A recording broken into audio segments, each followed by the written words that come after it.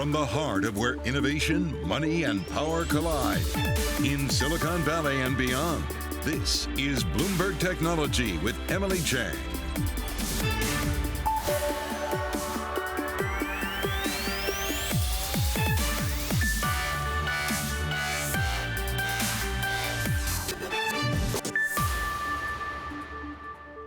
I'm Emily Chang in San Francisco, and this is Bloomberg Technology. Coming up in the next hour, a panel of FDA advisors pulls back on the idea of boosters for all, instead backing boosters only for a much smaller group of more vulnerable people. Why and what does it mean? We'll dig in. Plus, 360 miles above the Earth, 4 civilian astronauts are near the end of an epic orbital journey. We're going to get an update on the mission of SpaceX's Inspiration 4. And is holding Elizabeth Holmes accountable sexist? The author of a controversial New York Times opinion piece joins us to talk about why she thinks the trial of the Theranos founder reeks of sexism. And you'll recognize her name. Its project includes CEO Ellen Pao with us later this hour.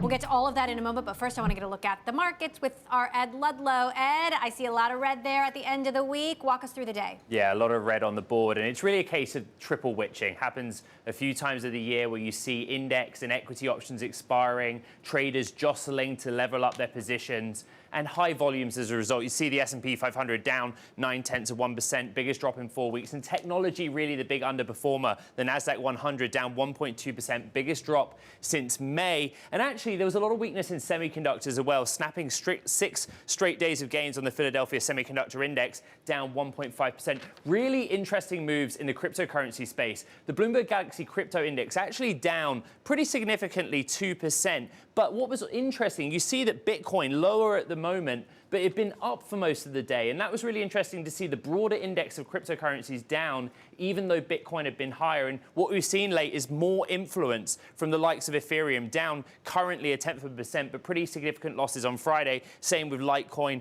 as well. Finally, you talked about it at the open, but Pfizer, BioNTech, the FDA basically saying that they would not, the FDA pool of advisors, I should say, that they would not back a booster for all, but did vote in favor of a booster in limited circumstances for a small group of people. And what we saw was a pretty much knee-jerk reaction during regular trading on Friday. Pfizer dropped and rebounded, finishing down 1.3%. And finally, ADR's American Depository Receipts of BioNTech closing down 3.6% on Friday. Emily. All right, Ed, thanks for walking us through the week there. Appreciate it. Now, an FDA panel of expert advisors voted against a third dose of the Pfizer vaccine for everyone 16 and older. However, they do support a third shot for a smaller group of older and more vulnerable people. I want to bring in Bloomberg's Jody Schneider for more. Jody, this is all incredibly confusing. Walk us through the decision of this FDA panel of experts and what it means. Yeah, Emily, it was surprising as well, confusing and surprising. We had 2 votes today from an FDA panel of advisors. This isn't a full FDA, and we will have other votes coming up. But basically, they said 2 things. First of all, they didn't think that everybody 16 and over should get a booster shot, which is, of course, a bit of a surprise, given that the Biden administration had been talking as though we were all going to be getting these soon. Their second vote, which was unanimous, 18-0, was that people who are at high risk, 65 and older, or at high risk of serious illness or death from COVID, they should get a booster shot. But of course, that's a much smaller group than we had thought might be, getting those shots within 6 to 8 months after their final vaccine. So this is really a question now of who are we talking about and when will they get it? Absolutely, and it's certainly alarming because we are at the same time getting waning efficacy data from these companies. I know folks who've already gotten a booster who don't fit into that category, that narrower category. So how exactly does this play out? I mean, isn't the CDC also coming out with a decision on this? Right. Well, we'll hear from, this was an advisory board. We'll hear from the FDA itself, and we will hear from the CDC, an advisory board to them next week as well. So there could be differing views. And there's a political element to this as well, Emily. We have heard from the Biden administration and Joe Biden himself, the president, in recent weeks acting and saying as though, they had target date, actually this Monday, September 20th, for starting to get those boosters. So the question is going to be, why did they kind of come out and support this before their own scientists? And maybe next week we will see some divisions. Maybe the CDC will come out and say, well, we're more comfortable with everyone getting it. Although that's a little hard to think would happen, given that the FDA expert panel, they said they were concerned about some risks to younger people in having that booster, and they weren't sure that it was needed for everybody. Tell us about those risks. What are the risks they believe exist to younger people if they get a third shot? Yeah, there's first of all, there's two questions here. The need, and they're saying, given the fact that the two shots, that the double booster for the double vaccine for Pfizer, Moderna, and the one for J&J, although J&J wasn't really part of this, but that those two shots give you such a degree of efficacy, give you such a degree of protection that it really isn't necessarily needed. Then they look at the risk. And so they say, if it isn't really needed, and there is a risk to younger people, perhaps in developing some side effects and some symptoms from a booster shot, that it really isn't worth it. They were looking at those two questions in tandem. Interesting. All right. Well, more decisions to be made. Also, lots of confusion remaining. Bloomberg's Jody Schneider, thanks for clarifying what we do know and what has been said. Appreciate it. Meantime, the Biden administration also reportedly wants to make it harder for hackers to use cryptocurrency to profit from ransomware attacks. According to Dow Jones, the government is preparing a number of options, including sanctions.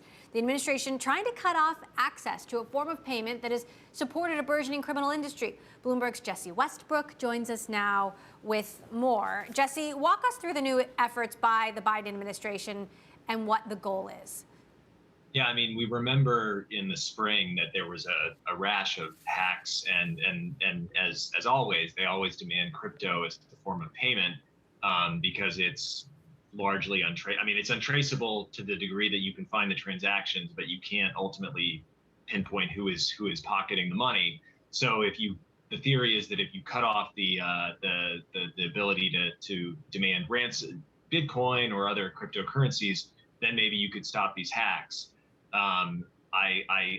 Question I have about this is, who do you sanction? Do you sanction the trading platforms? I don't think you can sanction individual crypto traders. So it's going to be quite interesting to see who they try to sanction and how they go about trying to enforce this.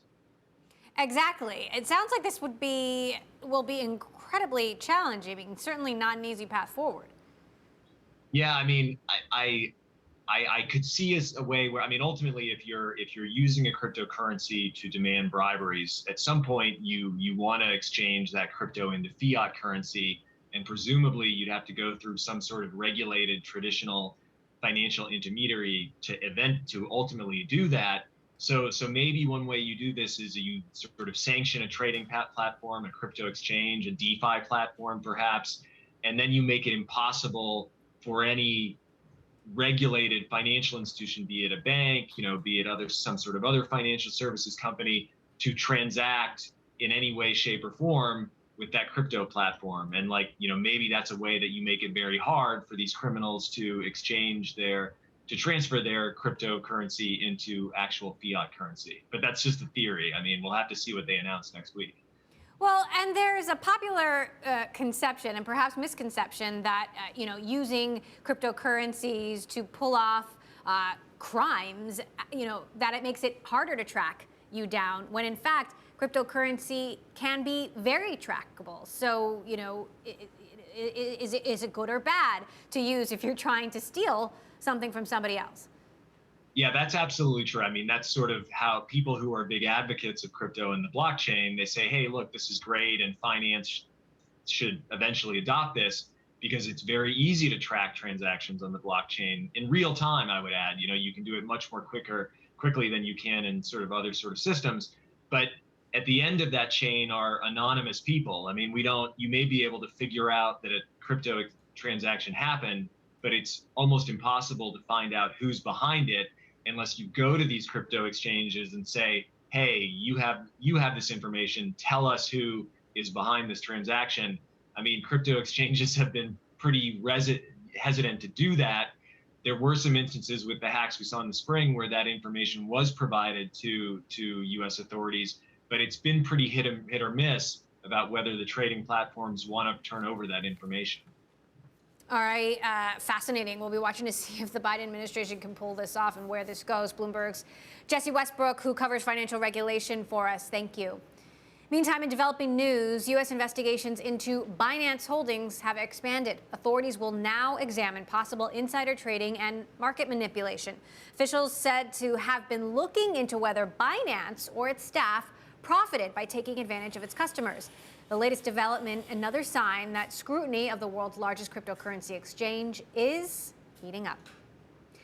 Coming up, biotech at the New York Stock Exchange. We're going to speak with Ginkgo Bioworks CEO Jason Kelly about their latest SPAC and his company's role in the vaccine and booster debate. This is Bloomberg.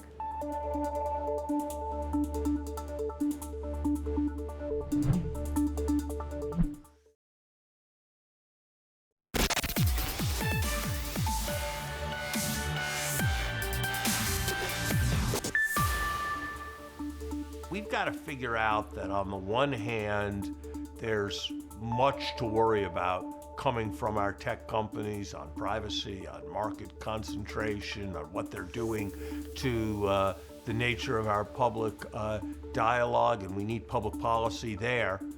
But they're also our national champions in important respects in key areas of competition around the globe, what Secretary Panetta was stressing. And we've got to make a policy that integrates those realities. Former U.S. Treasury Secretary Larry Summers there with his thoughts on big tech. He is just one of the guests tonight on Wall Street Week with my colleague David Weston. Catch it after Bloomberg Technology, coming up next. Meantime, Ginkgo Bioworks has joined the growing list of companies headed to the public markets thanks to a SPAC merger. The Boston-based biotech company completed a reverse merger with Soaring Eagle Acquisition Corp, led by former MGM CEO Harry Sloan. Shares soared as much as 25% before finishing the day up over 6%. Joining me now, Ginkgo Bioworks CEO Jason Kelly. Jason, love seeing your kids there ringing the bell at the New York Stock Exchange. Big day for you. What does a SPAC make possible for your business that wasn't possible before?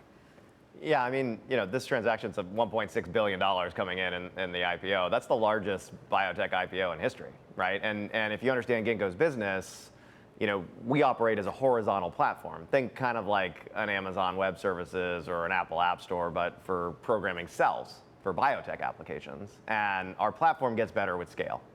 So with this $1.6 billion coming in the door, we're going to be able to build bigger facilities, lower our costs, and offer better products to our customers. So it's a real accelerator for the business.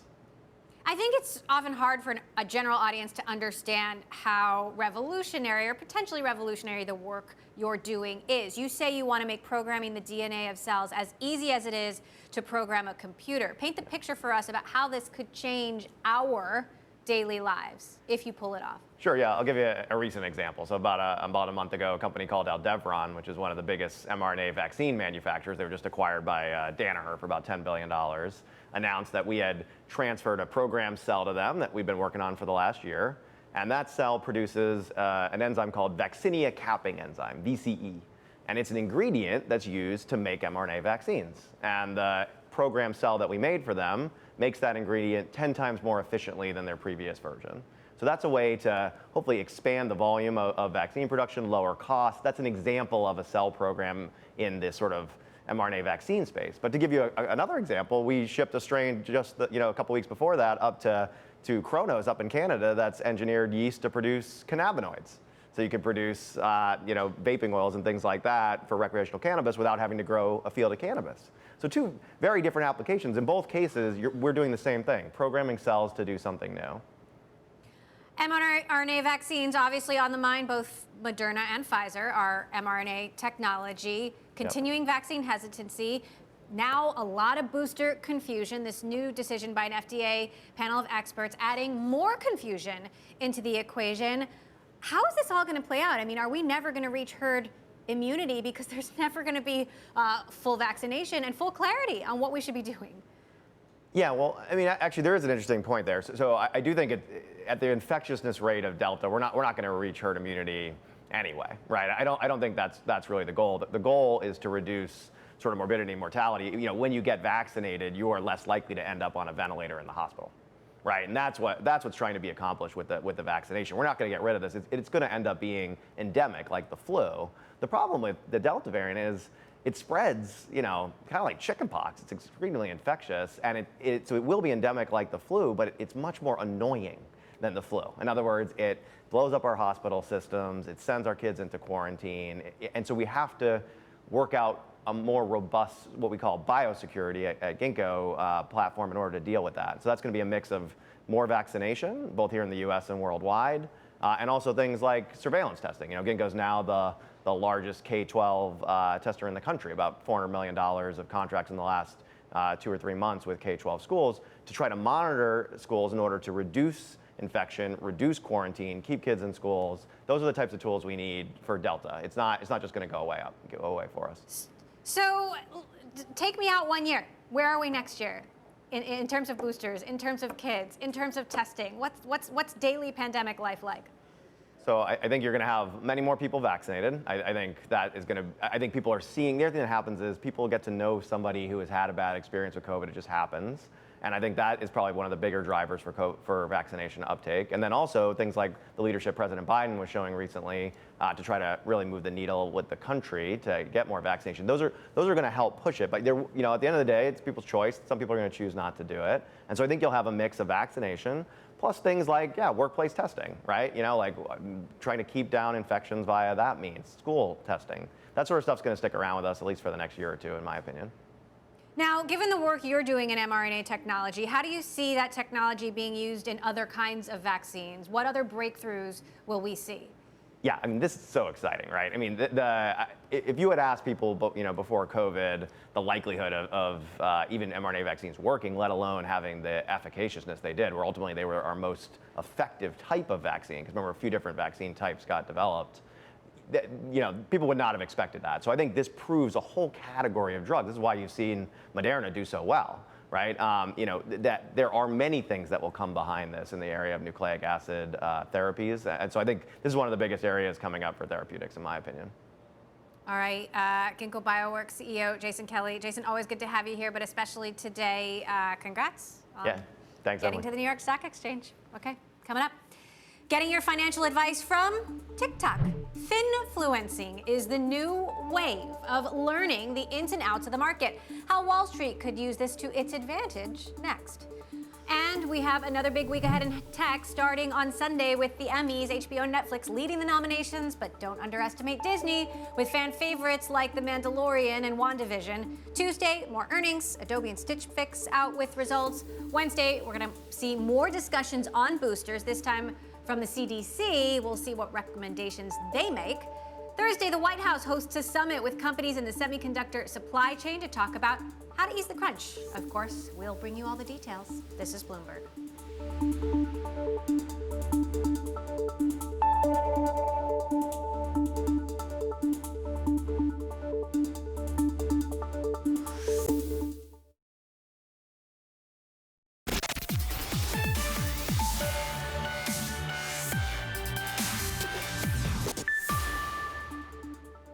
ETFs and mutual funds are exactly like Meghan Markle and Kate Middleton, except instead of both being duchesses, they're both collections of stocks or bonds. That's the TikTok of Haley Sachs, also known as Mrs. Dow Jones on social media, giving the lowdown on the difference between ETFs and mutual funds. Fairly effective, in my opinion. Now, big banks and finance firms that have struggled to reach young and new customers may have a solution. Call them finfluencers, like Haley, young TikTok stars who found there's big money in being a Wall Street influencer. They steer online talk about finance firms instead of beauty products and Hollywood blockbusters. One claims to be making $500,000 a year and gets some of his pay in company equity. Bloomberg's Ms. Elena Egolfopoulou is here to break it all down. So this is such a fascinating story. Talk to us about who these finfluencers are and how they are changing Wall Street. I think what's really interesting is influencers have existed since social media sort of took off, but they're just starting to trickle into the finance industry. And I think what's really interesting about that is it makes sense, right? If you look at the post-pandemic economy, if you look at the wild swings we've seen in the stock market, there's so many people out there who are just begging for personal finance content online because they just want to get in on it. And there's just massive appetite for people to learn how to better manage their money. So individuals like Austin, who's one person we spoke to in the story, like Haley Sachs, are just taking advantage of that demand and are putting out content that people feel like is more digestible, is more relatable, something that Wall Street really had failed to do over the years when trying to reach that demographic. And so in doing so, these people have amassed these massive followings. And those are all potential customers for Wall Street corporations and Wall Street businesses like Betterment, a robo-advisor, or Wealthfront. Those are some of the companies that we spoke to that are telling us they are now hiring these people to plug in their products on their content in platforms like TikTok and Instagram, and they're paying them a lot of money to do so. Well, especially if these folks are going to be on their payroll, are they also vetting them? Are they checking the accuracy of their content? Because while it's certainly effective and simple to compare ETFs, to Kate Middleton or Meghan Markle, is it necessarily the way you want everyone to be understanding some, more nuanced concepts? That's exactly right, Emily. There's definitely a dark side to getting information from, social media. And I think it's hard to talk about financial influencers without bringing in misinformation. And companies that we spoke to were very adamant about having in place very hefty vetting processes in order to decide which people they're going to bring into their payroll. And, these are people that have to go through thorough background checks. And these are people that sign contracts, with stipulations that allow the companies to cancel those contracts at any moment. And so I think, they're doing their best in order to shift through, individuals that are providing these services that they feel like they can vouch for. But of course, it's definitely something that continues to be a problem when it comes to people every day consuming content online, especially when it comes to financial advice. Such a fascinating story. Cryptos are like Ben and Jim. There you have another one. Mr. Lena Agolfopoulou, thank you so much for joining us. Great piece. You can check it out at Bloomberg.com today. Coming up, a new proposal could reverse the tax break that qualified small business stockholders receive, leaving many facing much higher, very unwelcome capital gains taxes. We're going to have the latest on what it means for tech investing from Andrea Walney of Manhattan Venture Partners next. This is Bloomberg.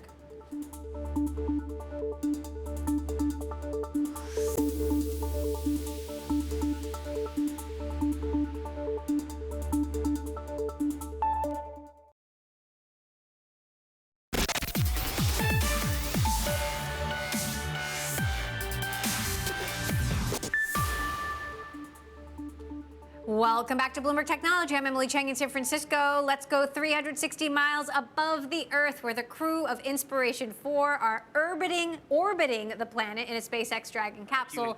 It has already circled the Earth several times. Let's take a listen in. Hi, everyone. I'm Cyan Proctor, and I am the mission pilot. And I hope to show you some of the art that I've been doing in a little bit. All right, our Ed Ludlow is with us. He, of course, was there for launch. He's been tracking the mission, how it's going. And Ed, we've gotten some new details now on landing. What can you tell us? Yes, the crew will be coming back to Earth, splashing off the coast of Florida at 7:06 p.m. Eastern time on Saturday. So just a few hours shy of a 3-day orbit of the Earth. And you saw on your screen, they are doing well. They're thriving in the zero-G environment. And, they've been doing some scientific experiments studying physiology, biology. Also, they'll take readings on radiation and also some data on space debris, which they'll hand over to NASA when they get back down to Earth safely. But they've also been doing some other things. Don't take my word for it. A few moments ago, we got this very special performance. Take a listen.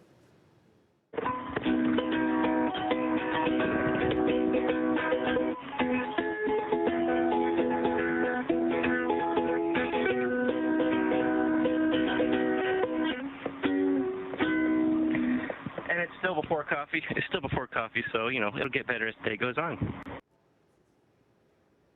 That was mission specialist Chris Zimbrowski giving us a rendition on the ukulele, something he promised he'd do before they went up. And as I said, 360 miles above the Earth, much, much greater altitude than the International Space Station and even beyond the Hubble telescope. And everyone I've spoken to, investors, NASA officials, aerospace engineers, while I was in Florida and since I've got back, has put it simply, this, if successful, is just a much bigger step forward for civilian and human spaceflight than what we saw from Bezos, than what we saw from Branson. So we'll all be tuned in this weekend to make sure that they splash down off the coast of Florida safely. Emily. All right, Ed, we'll be watching for that tomorrow. Thank you. Meantime, in other news, waves have been made in Silicon Valley. House Democrats have proposed to repeal the qualified small business stock tax break, which eliminates capital gains for those that invest in QSBS qualified businesses. Tech startups, the bread and butter. Joining me now for more, longtime tech investor and partner at Manhattan Venture Partners, Andrea Waln. Andrea, there is not a boardroom in Silicon Valley that has not been talking about this. Give us the simple version. What is QSBS and who does it impact?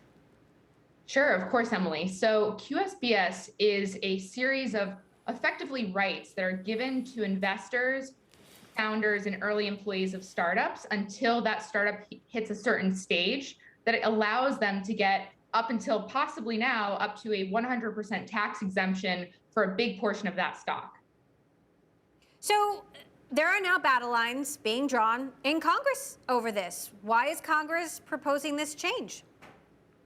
So I think, Emily, the whole point that Congress is driving towards is that we've been giving up a lot of tax dollars to Silicon Valley to make money off of their investment deals and early startups by way of giving this tax exemption over the last nearly 30 years. And the real issue we have here is that Congress doesn't seem to appreciate that folks like Elon Musk and Jeff Bezos aren't necessarily representative of the entire Silicon Valley community. A lot of folks that are impacted by way of this proposed change are those that are actually building these startups. They're the entrepreneurs who are the backbone of Silicon Valley and other geographies building startups. So it's going to have a big impact on how venture capitalists and startups plan their business and their strategy going forward if this were to go into place. So are you saying that Elon Musk and Jeff Bezos have ruined taxes for Silicon Valley for everyone? Well, I don't know if I would necessarily say that they ruined it for everyone, but they certainly make representations that they can build amazing cars and go to space. But quite frankly, that they represent a very, very small percentage of what the real entrepreneurs of Silicon Valley are building. And a lot of these folks are not necessarily making, as much money in exits that you might think. And so overall, what I think the general concern is that this is going to stifle innovation. It's going to impact the people that are building startups. And quite frankly, you might think that it's going to impact the investors, the venture capitalists more. But honestly, what we're all worried about is generally what the impact is on the entrepreneurs, as well as entrepreneurs who might be intrigued to come to Silicon Valley from other countries. But with this possibly changing, it's not necessarily a great incentive to keep driving innovation to the US. Now, under the proposed change in the House bill, tech founders and investors with QSBS, they would still get about half the tax break, which is still a much lower rate than other investors pay on capital gains or workers pay on their wages. Isn't that still enough to spur the sort of innovation that you're talking about? I think overall, the key issue here is that this was proposed out of effectively nowhere. At least that's what the community feels. And generally, many venture capitalists, founders, and otherwise were really planning and strategizing around this strategy for the next 10 years. So they really underwrote against the concept of QSBS for their own exits. And so with that in mind, for this concept to be proposed as part of the Build America Back Better bill is something where I think we are all just generally concerned that if this were to be a consideration, what else might come down through Congress over time that really throws for a loop the general strategy for fundraising in Silicon Valley. More broadly, what is this signal about Biden's policies, his policies towards tech, towards the venture capital community? So I think overall the signaling makes it so that people generally feel as though there's just a growing disconnect between Congress and the startups that are driving innovation in this country. And I think it grows the concern around what really matters. I mean, the representation for the general concept of QSBS is so so limited relative to other proposed tax changes that I think they feel as though this is something that will be such a small blip on the overall radar of startups and venture capitalists. But generally, this impacts thousands and thousands of people that are otherwise building amazing startups. So I think for us, we're all just really concerned that this disconnect just continues to show that Congress doesn't necessarily think about, some of the little people who are necessarily building the startups and aren't the ones sitting at the top 1%. Right. Well, I know it's certainly frustrating for founders out there, early startup employees right now dealing with this potential change. Andrea Waln, partner at Manhattan Venture Partners, thank you so much for joining us. Meantime, another tech story, we are watching tech giants like Amazon, Microsoft, and Cisco are lining up to harness data from India's farmers. It's part of an ambitious government-led productivity drive aimed at transforming an outdated agricultural industry. Prime Minister Narendra Modi is betting the private sector can help farmers boost yields with apps and tools built from information like crop output and soil quality. All right, coming up, the fantasy sports app that's definitely not a sleeper. We're going to hear from the CEO of the company Sleeper and find out more about its big name backers and athletes. This is next on Bloomberg.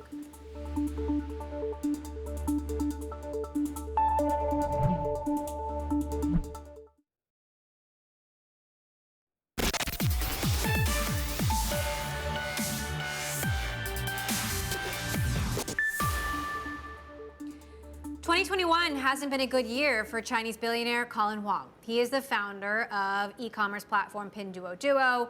According to the Bloomberg Billionaires Index, his fortune has dropped by $27 billion this year.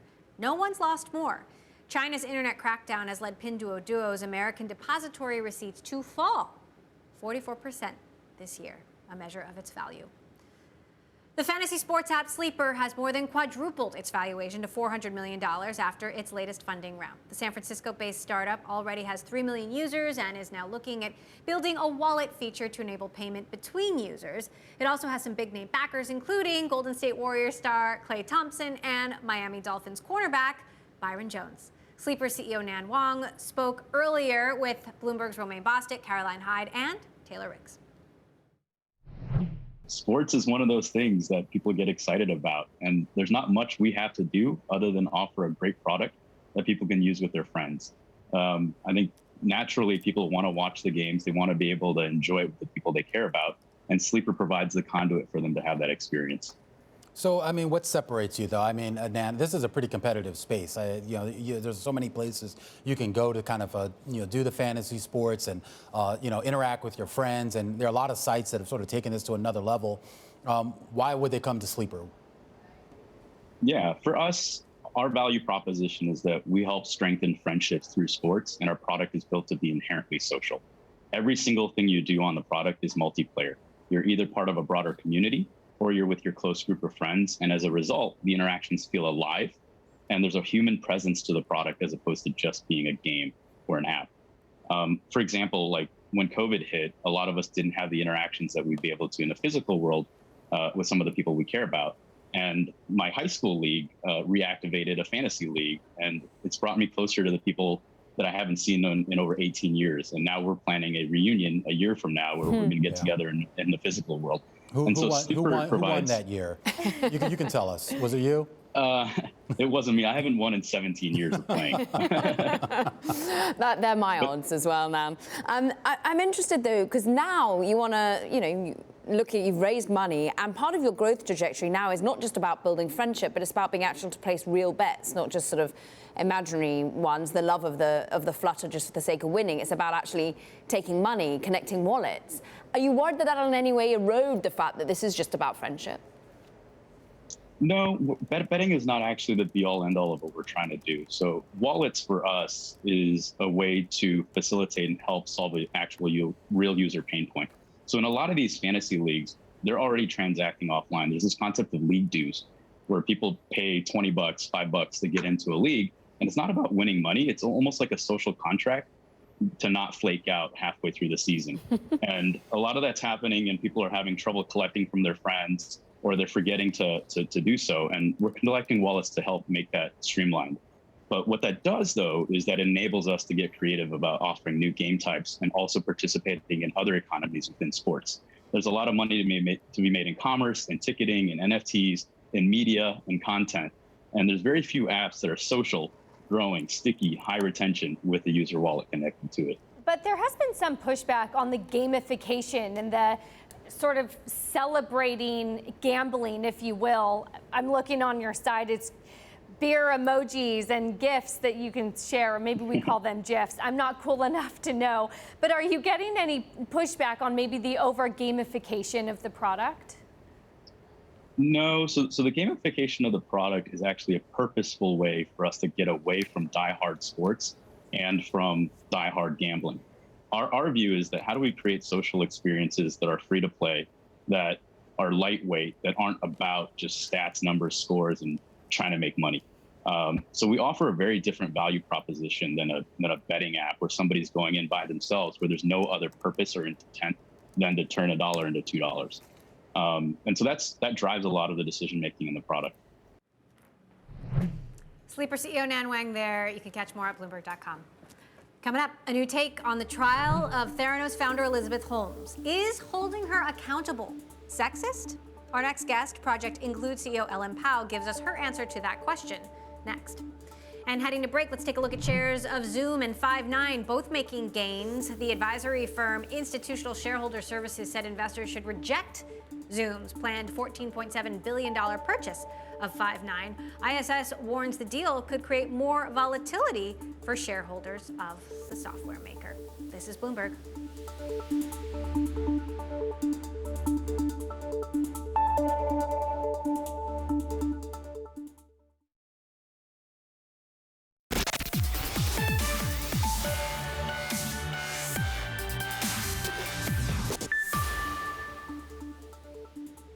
The trial of Elizabeth Holmes kicked off last week, where the founder and former CEO of Theranos faces up to 20 years in prison for alleged wire fraud. In a New York Times op-ed by former Reddit CEO and the CEO of Project Include, Ellen Pao offers a controversial take, saying Holmes should be held accountable for her actions and it can be sexist to hold her accountable for alleged serious wrongdoing and not hold an array of men accountable for reports of wrongdoing or bad judgment.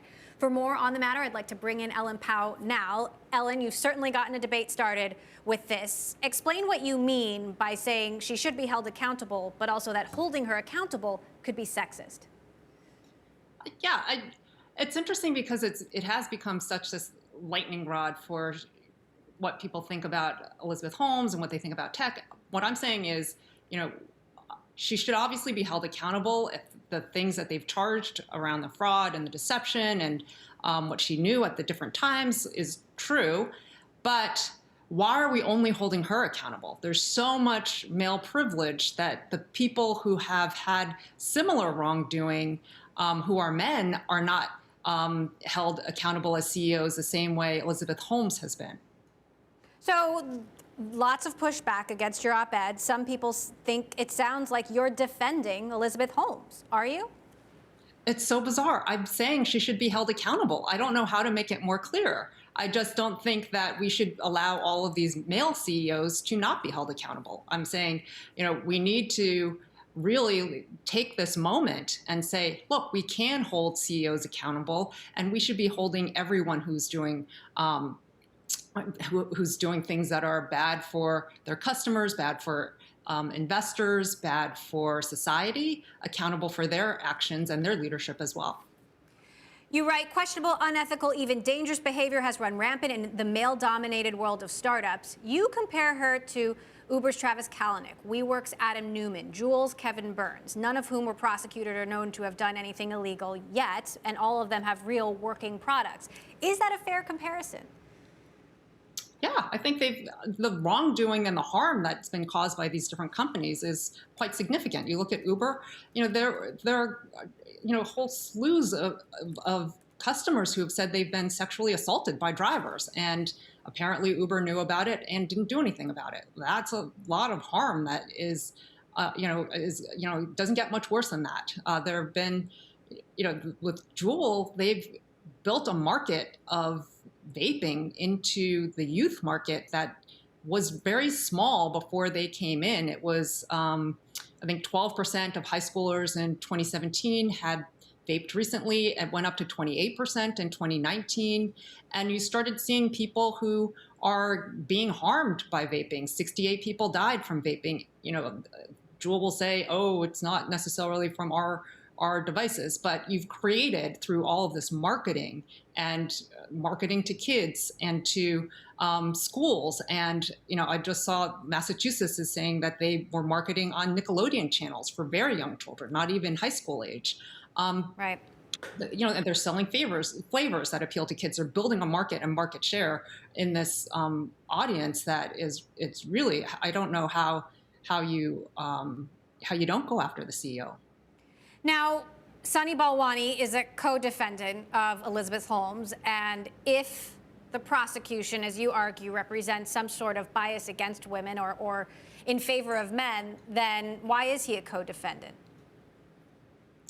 I'm focused on the CEOs, and obviously if you're going to take down Elizabeth Holmes, you're going to take down the person who is working most closely with her. If you're going to call it a conspiracy, obviously you can't have a conspiracy on your own, so you're going to bring in the person who has been the COO, the CFO, I think. I don't think that's proof that it's not sexist. I think it, you know, they targeted the CEO and then they're trying to take down the people around her to build their case. So here's another issue, and I spoke with our legal reporter about this, is that your argument doesn't include some important legal considerations, which is that when prosecutors bring a criminal case, they need to be able to win. So connecting Holmes to fraud and the other issues that the prosecutors allege here is a much more simple proposition than trying to connect, you know, Mark Zuckerberg to what's happening in Myanmar or Juul to what's happening to a generation of vapors. How do you think about that? Juul has 2,000 lawsuits against them, 2,000, and a lot of them are being handled by prosecutors. They just settled for $40 million in one case, so I don't think it's that different. I think if anything, they've got a lot more harm that people feel comfortable litigating around. So I'm not sure that that actually works against me. Now, Ellen, you've been continuing to do pioneering work on diversity and how we can make workplaces more inclusive. I'm curious what the reaction to your piece makes you think about progress or the lack thereof that we've made and what you're seeing in this new remote work world. How is that affecting women and people of color in the workplace or the remote workplace? Thank you for asking. So we've done some research on what workplaces have looked like since COVID, and we found that a lot of women, non-binary people, Black people, Latinx people, Asian people, Indigenous people, and especially people who are in intersections of those groups are experiencing a lot more harassment, a lot more harm, a lot more hostility. There's more ageism, there's more ableism, and it's all coming even remotely because I think the problems that we have in our workplaces, like discrimination and biases, they haven't gone away. You know, I think some people thought, well, if you're not in the same room, then it's really hard to sexually harass someone. It's actually, you know, the harassers are finding people online. They're finding ways to get them one-on-one in conversations or on email, and they don't seem to mind not being in the same room. And that's been a very disturbing learning from the work that we've done. From the last 24 hours, I've heard from a lot of women CEOs that I know, and they've been very supportive of this op-ed, and I think they are living it. Like, they know that there is bias, that there is privilege that's given to white men in the funding industry and in the expectations and the performance that they have to live up to on the bar that they have to cross that is much higher than what their counterparts who are male and white experience. And that, I think, makes them really understand what the message I was trying to get across. Like, we cannot continue to hold women to this higher bar. Men should be held to this bar of being of not lying and not harming the customers and the community. Right. Last quick question. I got about a minute left. I have to ask you about Reddit, your old haunt, $10 billion valuation, driving a new class or a group of people to finance, but certainly not without some drama. What's your quick take? I mean, I think they're really pushing hard to get to IPO. I mean, the last number I saw was 15 billion in some unauthorized kind of anonymous source. I think they are, and unfortunately they're taking the Facebook path where it's like, I want to drive engagement at all costs because that is what I'm going to be measured on in the public market. And I want, so you see the numbers they share are, numbers of users, number of monthly users, and that's not a healthy path. All right. Appreciate you weighing in on all of that. Ellen Pao, Project Include CEO. Check out her op-ed in the New York Times for yourself. Ellen, thanks so much for joining us. That does it for this edition of Bloomberg Technology. You can stay tuned for Wall Street Week with my colleague David Weston. I'm Emily Chang in San Francisco. This is Bloomberg.